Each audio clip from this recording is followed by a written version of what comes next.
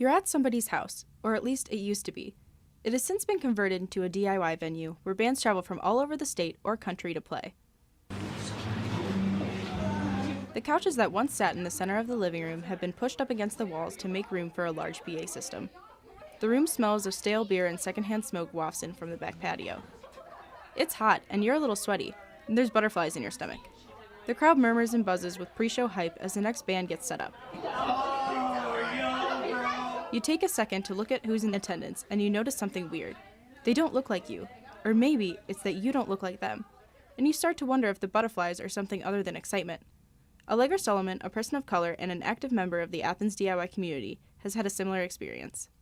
Would always go to shows, and my parents would be like, "Who'd you see?" And I'd be like, "This person." They'd be like, "I don't know who that is," whatever. And they'd always just be like, "Do you ever, see black people at, all these shows you go to?" And I'm like, "No." And they're like, "Oh, okay." And I'm just like, "Is that weird? Is that not normal?" And then you're like, "Oh, is that not normal?" For students like Allegra, shows can be a great way to blow off steam, have a good time, and be a part of a community. But there are hurdles to overcome when making a community as inclusive as possible.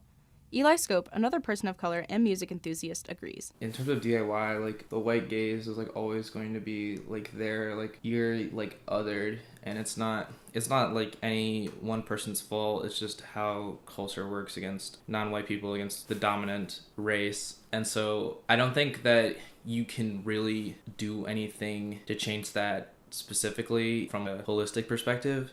The alienation of a person or group of people is particularly relevant to people of color because they can't conceal that outward part of their identity. However, aspects of alienation or othering reach across the spectrum of diversity. For LGBTQ+ performers, the choice of being out with an audience can affect the degree they're othered. Emma Schultz, or rather No Stars, knows the ins and outs of making that decision when performing.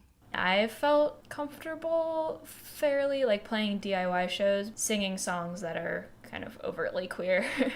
I've never felt I would get retaliation from that. I have played shows in other places that aren't DIY spaces. There's a lot more apprehension for me to sing songs that are about liking girls.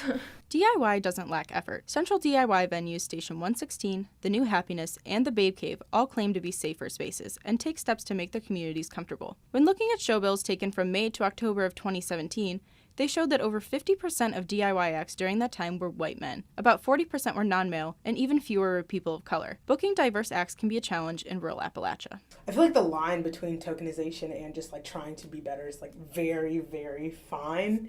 And it's really hard to know when it's being tokenized and when you're just actually trying to do their best.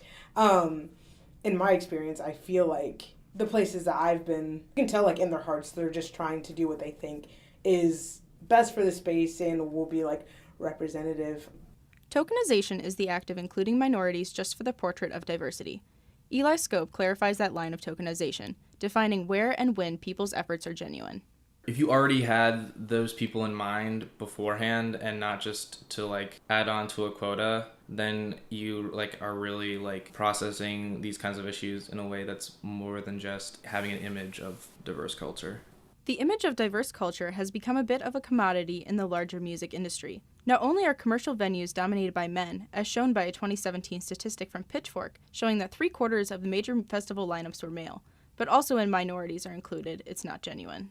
If you put artists that a specific crowd likes, they're gonna show up, if you put Migos in, Fest, all these black people are gonna come, And then, part of also, that kind of goes into, the Grammys and, stuff like that, being, Beyonce's performing, Kendrick's performing, Kendrick, you don't win Album of the Year.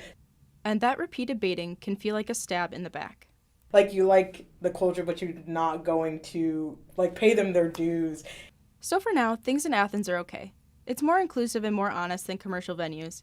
It's still not perfect, but people are making an earnest effort and taking strides in the right direction. With WOUB, I'm Devin Hannon.